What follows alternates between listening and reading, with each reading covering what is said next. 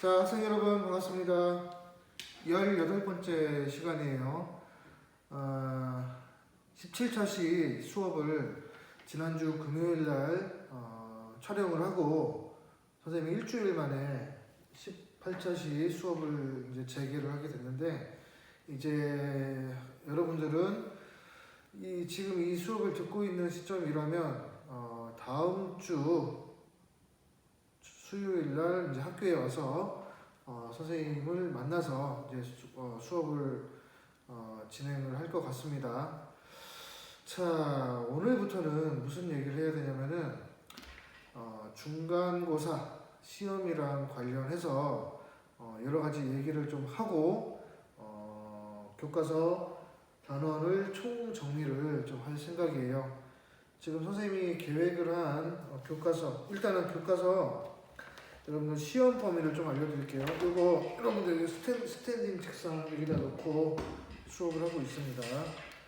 자, 교과서는 시험 범위가 12페이지, 그러니까 실질적으로는 14페이지 구체적인 내용이 시작을 하는 14페이지부터 71쪽까지예요.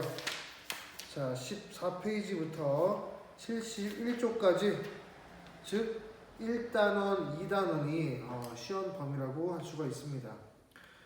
그 말인즉슨 선생님이 수업을 좀 약간 진행을 했던 3단원에 있는 내용들, 도시와 산업화 그 부분, 자료 수집 방법, 연구 방법에 대한 이야기들은 다음에 기말고사 시험 범위라고 할 수가 있고, 여기 71페이지까지니까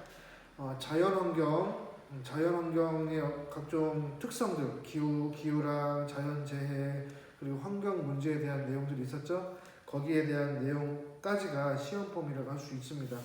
그래서 다시 한번 말씀드리면 14페이지부터 71페이지까지가 시험 범위라고 할 수 있습니다. 그리고 여러분들 온라인 수업을 하면서 배부 받았던 학습지들 있죠? 여기 선생님이 총 나눠준 걸 보니까, 선생님도 여러분들 입장에서 출력을 해가지고 쫙 나열을 해보니까 하나, 둘부터 해가지고 총 19페이지까지 이렇게 있더라고요. 19장. 요것도 당연히 시험 범위에 들어갈 거고, 여기는 시험 범위가 여러분들 이런 식으로 넘버링을 한번 달아보세요. 1페이지, 2페이지 이런 식으로 넘버링을 달아보니까 시험 범위가 보자, 15페이지까지가 시험 범위네요. 15페이지 인간과 자연의 바람직한 관계 해가지고 여기까지가 시험 범위라고 할 수가 있습니다. 자, 교과서랑 프린트물 위주로 여러분들 공부를 좀 해주시면 되고요. 난이도는 가급적이면은 좀 쉽게 내려고 노력을 했지만, 너무 다 100% 쉬운 걸로만 문제를 출제하면은 변별력이라든가 기타 등등의 문제가 있어서 어려운 문제들 좀 섞어가지고 문제를 냈습니다. 객관식은 총 20문제고 배점은 3.2점, 3.3점부터 4.234 그 정도까지 고르게가 아니지, 난이도별로 상중하 해가지고 한 20%, 50%, 30% 정도 수준이라고 보면 될 것 같아요. 그 정도로 했고, 그리고 서다평이라고 하는 거는 어떤 물어보는 거에 대해서 주관식이라고 하는 거죠. 어떤 물어보는 거에 대해서 간략하게 답을 하든가 아니면 서술을 하는 거, 4문제를 출제를 했습니다. 이 4문제에는 각각 부분 점수라는 것도 있기 때문에 여러분들 가급적이면은 알고 있는 내용들 빠짐없이 성실하게 작성을 하면은 부분 점수 있으니까 고득점을 받을 수 있도록 시험 문제 설계를 했고요. 역시 통합사회 수업을 들어가시는 3명의 선생님이 골고루 출제를 했기 때문에 골고루 출제를 했습니다. 여러분들 시험 공부하시면 되고 6월 3일 수요일 날 와가지고 일주일간의 이렇게 실질적인 수업을 진행한 다음에 그때 좀 더 많은 질문을 해 주셨으면 좋겠습니다. 자, 그리고 여러분들 중학교 때도 사회를 공부했었죠. 그 공부했던 스타일 혹은 공부했던 그 과거의 경험을 좀 약간은 그 방식을 달리 해가지고 접근을 할 필요가 있습니다. 고등학교 사회는 절대로 만만한 과목이 아니라는 점을 좀 당부를 드리고 싶네요. 엄청나게 암기를 해가지고 100점을 맞는다는 식의 그런 주입식, 암기식 시험 문제 절대 아니고 여러분들의 어떤 사고력 그리고 이 교과서 혹은 프린트물을 공부하고 나서 다양하게 생각을 할 수 있는 여러분들의 사고력 위주의 어떤 시험 문제 수업 자체도 그렇고 그렇게 되기 때문에 여러분들이 좀 적극적으로 학습을 좀 임하는 자세가 필요하다고 볼 수 있습니다. 너무 겁을 주는 건 아니고 왜냐하면 선생님도 경험을 하다 보니까 중학교 때 예를 들어 사회 이런 거 엄청나게 공부를 잘했던 학생인데 고등학교 와가지고 스타일이 확 바뀌다 보니까 좀 실패를 한 경우도 가끔씩은 봤어요. 그렇기 때문에 여러분들 가급적이면은 학교 홈페이지에 우리 사회 어떤 중간고사, 기말고사, 중간고사겠어요. 그 기출문제라고 하죠. 그 기출문제의 유형들을 좀 꼼꼼히 살펴봄으로써 야, 이러한 식으로 좀 물어보는구나. 이렇게 말장난도 좀 이렇게 하는구나. 뭐 이러한 식으로 그 유형을 파악을 할 필요가 있겠습니다. 자, 일단은 유인물에 있는 내용 이것도 다 보고 선생님이 아마 여기 이 유인물에서 다른 선생님들과 달리 좀 선생님만의 나름대로 좀 이렇게 표현을 한 곳이 있는데 예를 들어서 여기 보자 10페이지를 보니까 자연재해 부분이라고 있죠. 그리고 태풍 파트에서 조그만 글씨로 그냥 단순히 참고만 할 것 한번 읽고 무시하자 뭐 이렇게 적어놨는데 이 말 자체를 좀 무시 좀 해주세요. 이것도 좀 같이 봐야 됩니다. 프린트물의 내용들 자체가 그렇게 많지 않다 보니까 여기 있는 내용들을 제외시키지 않고 모두 다 포함시켜가지고 공부할 수 있도록 시험 문제를 설계했으니까 여기 좀 봐주시고 이 학습지에 대한 내용은 여러분들 실제로 오프라인에서 만나게 되면은 다시 한번 얘기를 좀 해드릴게요. 중요한 거, 중요하지 않은 게 좀 있으니까 요거를 다시 한번 작업을 해가지고 여러분한테 안내를 하는 그 기회를 만들어 보도록 하겠습니다. 그럼 오늘은 14페이지부터 선생님의 교과서를 요거를 좀 고민을 많이 했어요. 일일이 이거 읽어가면서 이렇게 하는 거는 별로 의미가 없을 거고 그냥 중요한 것들, 핵심적인 것들만 위주로 이미 공부가 되어 있는 상태이기 때문에 중요한 것들만 줄 좀 그어보고 표시를 하는 식의 작업을 할 것이고 거기에 플러스 선생님이 부연 설명할 것들 좀 자유롭게 좀 판서를 하면서 설명을 하려고 합니다.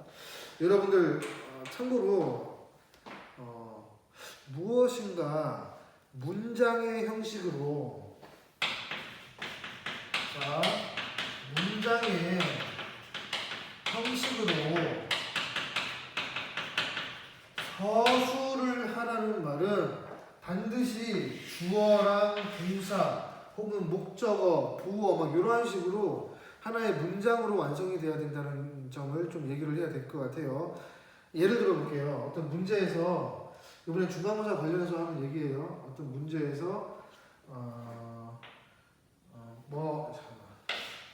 이렇게 문제가 있고 어떤 제시문이 있고 그리고 이런 식으로 어떤 보기가 있으면은 글들이 막 있을 거예요. 이러한 글들, 제시문을 참고해가지고 보기와 같이 요거는 요거이다 라고 이러한 식으로 표현을 하라고 하면 여러분들 답안지에다가 OMR 카드에다가는 반드시 요거를 지켜가지고 작성을 해야 되는 거예요. 예를 들어서 뭐뭐는 뭐뭐이다. 이거 좀 지우고. 예를 들어서 뭐뭐는 이다 라고 하면은 예를 들어서 이게 시험 문제다 보니까 좀 관련 있는 거. 그러니까 예를 들어서 A는 B랑 C이다 라고 이렇게 적어야지만 완성된 문장의 형식으로서 온전한 점수를 받을 수 있는데 이러한 식으로 적어야 되는데 어떤 학생들은 이렇게 적는 수도 있다고. 이렇게 이건 문장이 아니죠. 이렇게 되면은 반드시 감점이 있기 때문에 이러한 것들도 좀 유념을 해가지고 좀 여러분들 훈련을 좀 해야 돼요. 여러분들이 생각하는 답안 이런 것들을 좀 서술할 수 있는 능력 좀 체크를 해야 됩니다. 실질적으로 선생님도 이렇게 서술을 못하고 이렇게 그냥 단답으로 적는 경우도 많이 봤기 때문에 좀 우려스러워서 얘기하는 거니까 우리 특히 선생님이 들어가는 클래스의 학생들은 이러한 실수를 범하지 않도록 좀 당부를 드릴게요. 또 쓸데없는 비슷한 말 하느라고 시간이 많이 지났다. 봐보자. 자, 14페이지 봅시다. 14페이지. 자, 인간 사회 환경의 탐구와 통합적 관점이라고 되어 있는데 요거 일일이 자세하게 설명을 하는 거는 지금 큰 의미는 없을 것 같고 선생님은 여러분들이 이 교과서 정도라면은 한 번 정도씩은 다들 조이시는 다들 읽어봤을 것이라는 가정하에서 전제하에서 좀 같이 체크를 해볼게요. 여기 가운데 보면 커피라고 있죠. 커피라고 해놓고 엄청나게 많은 것들이 있죠. 이렇게 이건 개념도라고 하는 건데 여기에 있는 단어들 어떤 문구 하나하나에 크게 신경을 쓸 필요가 없어요. 여기에 들어갈 수 있는 단어들 혹은 개념들은 엄청나게 많아. 그치? 예를 들어볼까? 커피 하면 생각나는 어떤 유추할 수 있는 연상되는 단어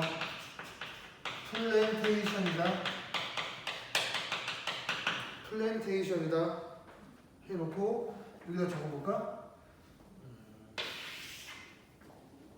혹시 플랜테이션이 뭔가? 플랜테이션 농업 선생님이 예전에 열대우림 기후 설명하면서 잠깐 언급한 적이 있는데 자, 플랜테이션 자 서구의 어떤 첨단적인 기술, 돈, 자본을 이용을 하고 요거를 전제로 이 좀 못 사는 개발도상국이라고 하죠. 그러한 쪽에 상대적으로 풍부하기 때문에 저렴한 생산 요소, 노동력을 이용해 가지고 어떤 산업을, 농업을 짓는 거를 플랜테이션 농업, 플랜테이션 산업이라고 하는 겁니다.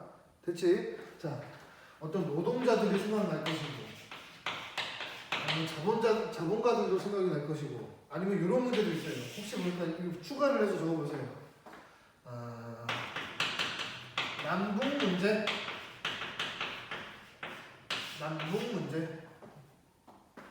남북 문제가 뭔지 알아요?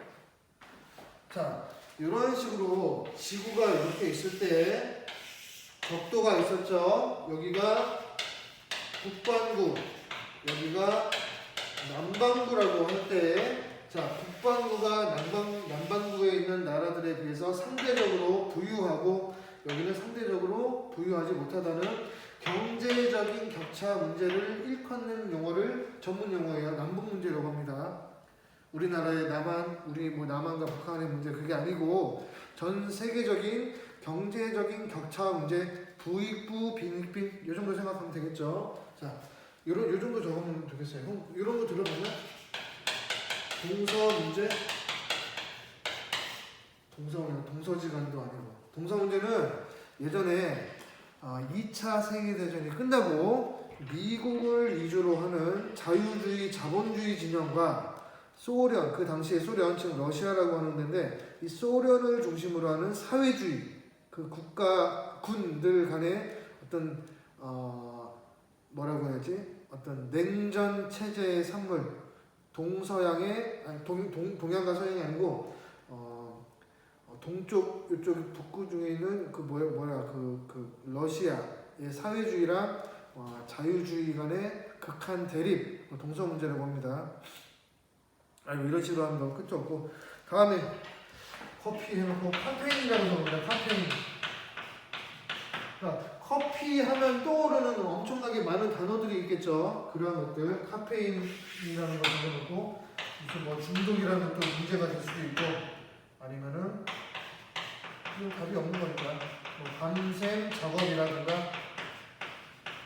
이 정도 생각할 수가 있겠네요. 자 다음에 자 원두라고 적혀있네. 이 원두라는 거 커피의 원료가 되는 이 원두는 주로 저기 브라질이라든가 베트남도 선생님이 알기로는 세계 2위 커피 재배 국가라고 알고 있습니다. 이런 식으로 이 정도 적어보고 다음에 커피 전문점이라고 해가지고 뭐 이런 것도 있죠. 요거 벌레 아니면은 에디야 뭐 이런 건 많이 있죠. 이런 식으로 요 얘기를 왜냐면은 이 교과서에서 처음에 시작할 때 결국은 각 관점들 시간, 공간, 사회적, 윤리적인 관점을 얘기를 하면서 요거를 이 커피라고 예를 들긴 했는데 다양한 개념들을 이러한 식으로 시간, 공간, 사회, 윤리에서 살펴볼 수 있다는 점을 소개하기 위해서 한 거예요. 자, 예를 들어서 커피라는 거 플랜테이션 농업이 생각났고 노동자 남북 문제가 생각난다 라고 하면은 이거 사회적 관점으로도 볼 수 있겠죠. 사회적 관점. 그치? 다음에 카페인이 생각이 나고 중독이 된다, 밤샘 작업을 한다 라고 생각을 하면은 뭐가 생각이 나겠어? 자, 윤리적인 관점. 그리고 여기서는 시간, 공간, 사회, 윤리적 관점이라는 말을 여러분들 그렇게 생소한 단어는 아닐 거라고 확신을 하는데 여러분들 이제 시험 문제를 풀 때는 뭐가 중요하냐면은 자, 시간, 공간, 사회, 윤리라고 할 때 각각의 관점들이 내포한 의미하는 제시하는 핵심적인 키워드들 혹은 문장들이 있을 겁니다. 그 문장들을 정확히 캐치를 해가지고 문제풀이하는 게 중요합니다. 예를 들어 왜냐하면 이것은 어떤 문장들을 봤을 때 이게 시간, 공간, 사회, 윤리가 전부 다 아울러져 가지고 복합적으로 있는 경우도 있거든. 이게 상당히 어려운 어떤 상황이 아닐 수가 없는데 그럴 때 어떤 문장이 있을 때 시간, 공간, 사회, 윤리 중에서 특히 부각이 되는 어떤 핵심적인 게 있을 거예요. 요걸 좀 가려내는 훈련이 필요할 겁니다.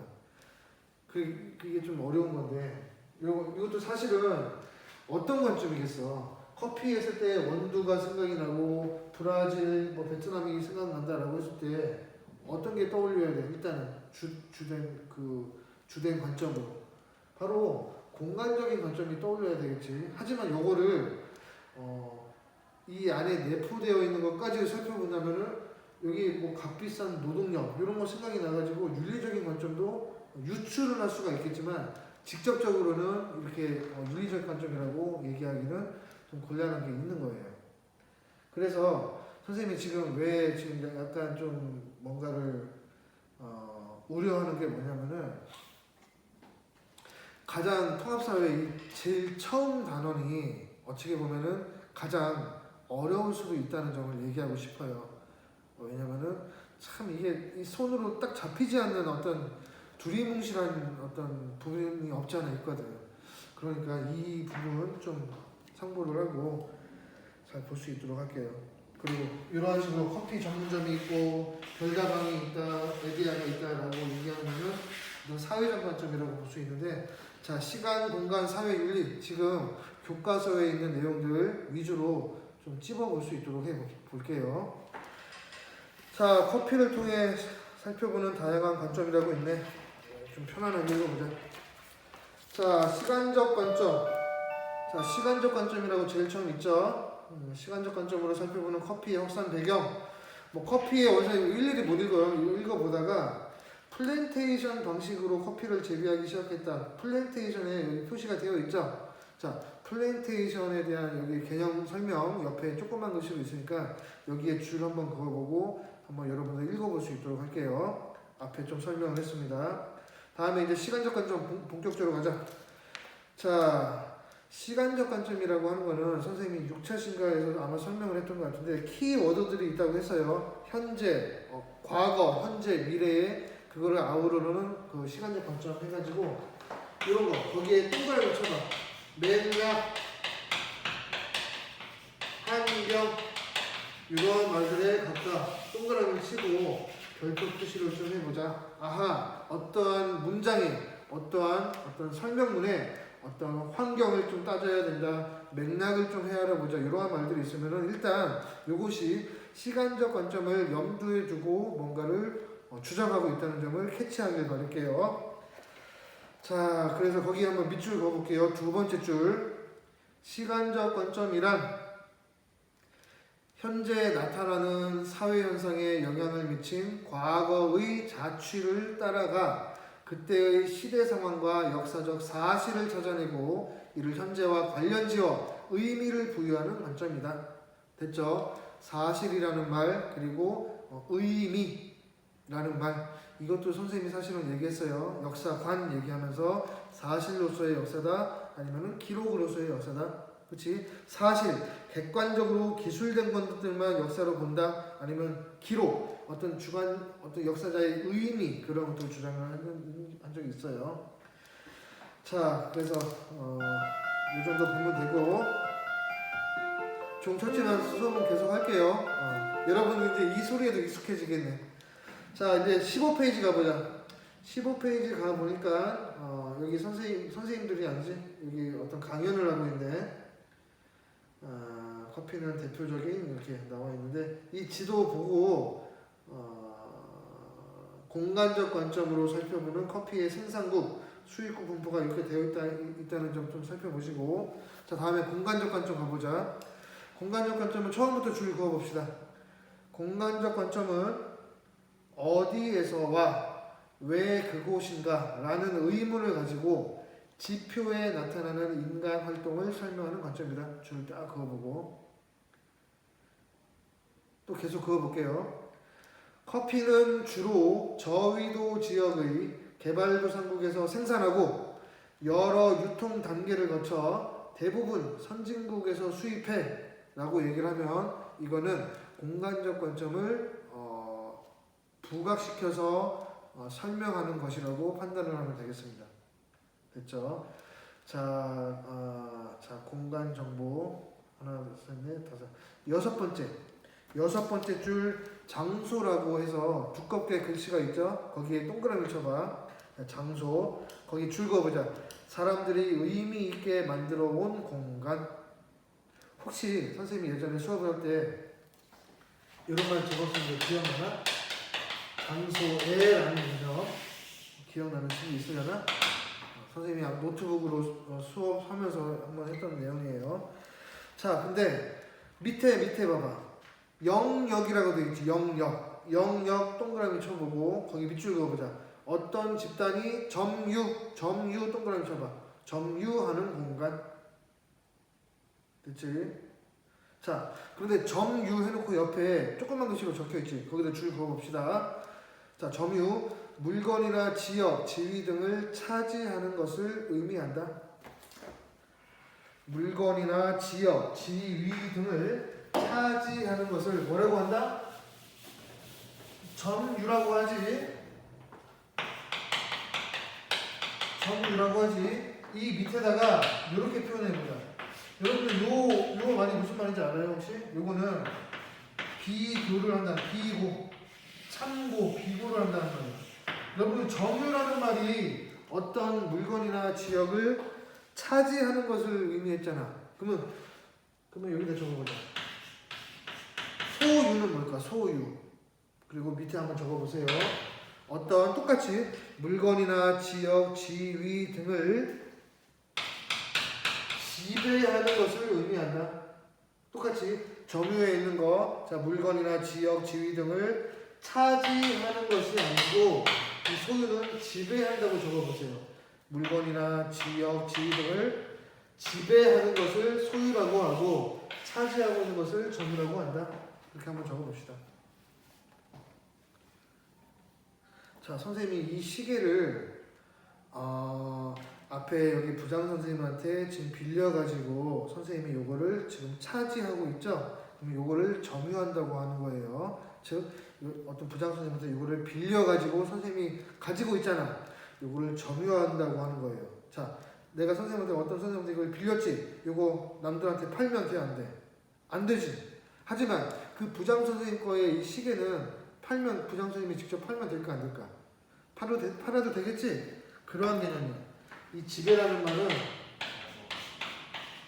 수익이라든가 처분이 가능하다는 좀 법률 용어라고 할 수가 있어요. 좀 어려운 개념이야.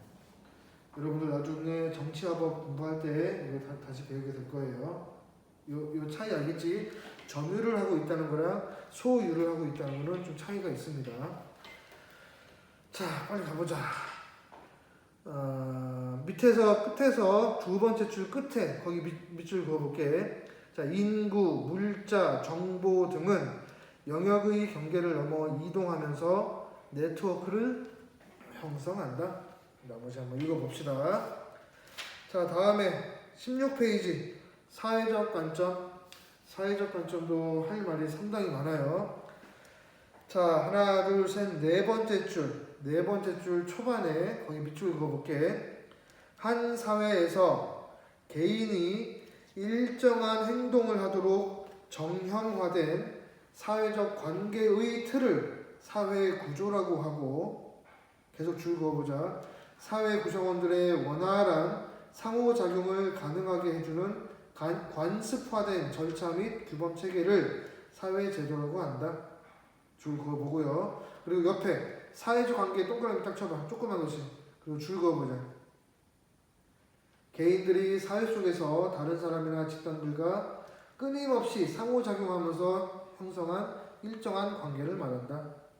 여기 줄만 놓고 선생님이 부연 설명할게요. 다음에 맨 마지막 단락 밑에서 하나, 둘, 셋, 넷, 다섯, 여섯 번째 줄 여기 줄 다 그어봅시다. 자, 사회적 관점으로 보면 개인은 사회 구조나 사회 제도의 영향을 받아 일정하게 행동함으로 다른 구성원과 안정된 사회적 관계를 유지할 수 있으며 상대방의 행동도 쉽게 예측할 수 있다. 됐지? 그 밑에 줄 개인의 의식 그리고 그 옆에 법과 제도 각각 동그라미 딱딱 쳐보자. 자, 개인의 의식 그리고 사회의 법과 제도 동그라미 쳐보고요. 선생님이 예전에 이 설명한 적 있지? 요 사람이랑 요러한 식으로 뭐 하고 있다? 상호작용하고 있다. 이거 설명한 적 있죠? 자, 요 사람이랑 요 사람 끊임없이 상호작용하고 있는 거야. 예를 들어서 요 교사 학생이라고 생각을 하면은 선생님이 계속 수업을 하고 있고 여러분들 계속 듣고 어떤 반응을 하고 있는 이 관계를 설명하고 있는 거야.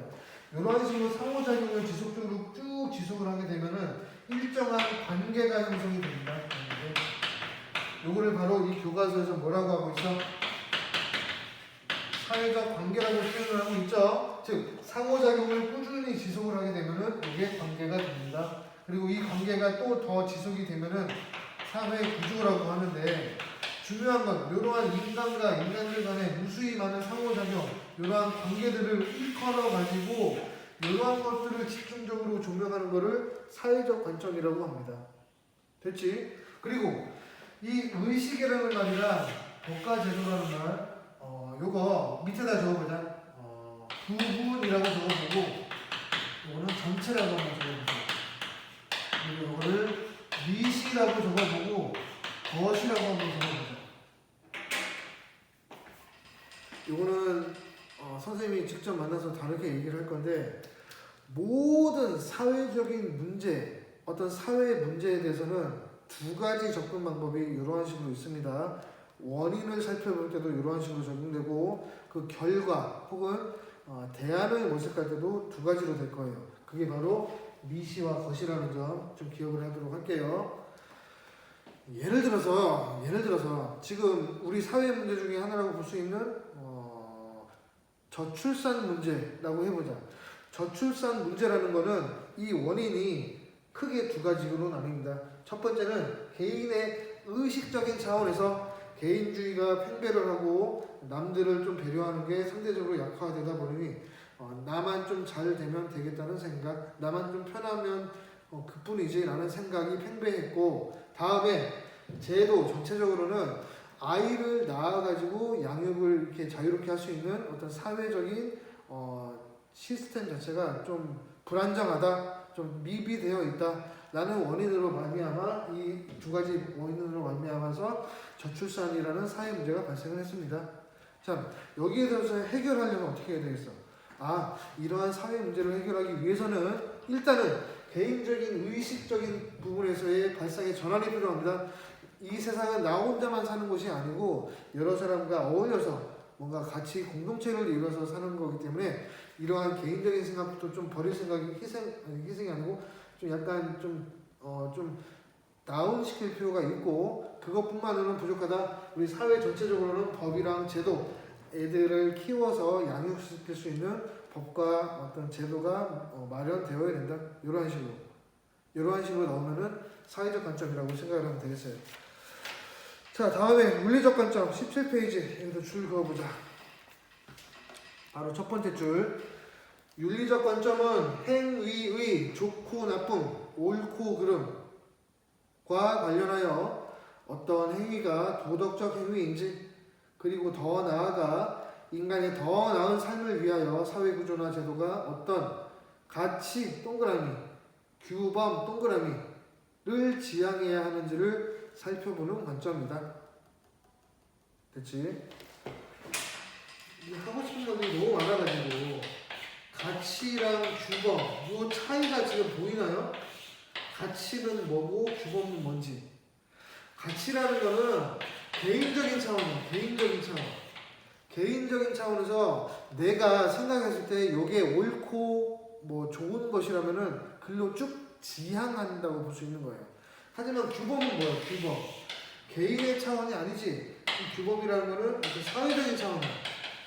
우리 사회가 나아가야 할 방향, 우리 사회가 나아가거나 나아가지 말아야 될 어떤 법과 제도, 이런 것들 얘기하고 있는 거라면 이 가치라는 거는 개인적인 차원에서의 영역이라고 볼 수가 있습니다. 그러한 식으로 하면 되고, 자, 요 나머지도 한번 다 읽어보고요. 밑에서 맨 밑에 단락 한번 이것도 줄 그어보자. 자, 윤리적 관점은 개인의 삶의 방향성을 정하는데 중요한 역할을 할 뿐만 아니라 사회 현상을 이해할 때도 사실의 문제뿐만 아니라 사실 동그라미, 그리고 가치의 문제, 가치 동그라미, 문제 역시 주목하여 바람직한 사회로 나아갈 방향성을 모색하는 데 도움을 준다. 옆에 공정무역 있죠? 공정무역도 동그라미 쳐보고. 학생, FTA가 뭐야? FTA 모르겠어? FTA가 뭔지 아는 사람? 얘기해봐. 프리 트레이드 어그리먼트, 자유무역 협정. 좋아. 자유무역 협정, 이 정도는 선생님이 알기로도 여러분들 다 알고 있을 거라고 생각을 합니다. 어떤 나라와 나라 간의 무역을 함에 있어서 관세라든가 여러 가지 제약을 철폐하고 무역, 즉 수출과 수입을 자유롭게 하자는 주의, 이거를 자유무역이라고 하죠. 그렇지? 이것도 좀 할 말이 있는데 여러분들 이 자유무역에 대해서 할 말이 좀 많은데 시간 관계상 나중에 해드릴게요. 이걸로 작년에 어떤 학생 대학교 면접 가가지고 완전 교수님들한테 박수 받은 적이 있거든. 자, 18페이지 봅시다. 18페이지. 인간 사회 환경의 탐구에 통합적 관점이 필요한 이유라고 해놓고 두 번째 단락의 중간 정도 보자. 초반에 거기 줄 그어 볼게요. 사회 현상을 탐구할 때는 시간적 관점, 공간, 사회, 윤리적 관점을 모두 고려하여 통합적으로 살펴보는 동그라미 통합적 관점이 필요하다. 이것도 언젠가 간략하게 언급한 적이 있습니다. 여러분, 이 시간, 공간, 사회, 윤리 이 각각의 관점을 모두 다 보는 것만 통합적 관점이 아니고 경우에 따라서는 이 두 개를 보는 것도 통합이 될 수도 있고 이렇게 두 개를 볼 수 있는 것도 아니면 이거 빼고 이 세 개를 보는 것도 경우에 따라서는 통합적 관점이라고 할 수 있습니다. 이 통합의 재료가 무엇이 되는지에 따라서 말들이 엄청나게 달라질 수도 있다는 점. 됐지? 자, 밑에 추모공원의 입지 선정 이게 나와 있네. 여러분들 여기 님비 현상이라고 되어 있지. 님비가 뭐야? 님비. 님비 현상. 님비가 뭐야? not, in, my, back, 야드잖아. 그치? not, in, my, back, 야드. 나의 뒷뜰에 안 된다. 그런까지잖아. 각종 혐오 시설이라든가 예를 들어 뭐 쓰레기 처리장이라든가 그런 것들, 장례식장 이런 것들 우리 동네 근처에는 짓지 마세요라고 얘기하는 거지. 이 반대되는 거 있지. 필피라고 하지. Please in my front yard 이런 게 있지. 반대되는 거. Please 제발 Please in 내 my front 앞마당에다가 좋은 시설을 만들어 주세요라고 얘기하는 거. 요것도 선생님이 할 말 엄청나게 많아. 바나나라는 것도 있고, 바나나, build absolutely not anywhere, 뭐 이런 뜻이 있어. 이것도 있고, 이런 것도 있어. 농구라고 있어. not out of my pocket. 뭐 이런 것도 있는데, 요 정도만 알고 있으면 돼요. 민비, 필피, 이게 무엇인지 지역 이기주의에 대한 대표적인 상식적인 말이다. 그리고 요 밑에 한번 읽어보세요. 추모공원 관련해가지고 얘기 나왔는데, 자 19페이지 탐구하기 주제가 있습니다. 요것도 여러분들 꼼꼼히 다 봐야 됩니다. 왜 묘지를 만들지 않고 추모공원을 만드냐? 이거 다 읽어보셔야 돼요. 성주가 수집한 자료, 이러한 자료가 있고 경민이가 수집한 거, 찬용이가 수집한 게 있는데 요거 밑에 프로젝트 보고서도 같이 봄으로써 여러분들 좀 틈틈이 꼼꼼하게 공부를 좀 해주시기 바랄게요. 알겠지? 자 다음에 20페이지, 21페이지도 여러분들 좀 같이 봐야 되겠네. 잠깐만 시간 좀 볼게요. 38분이네. 38분.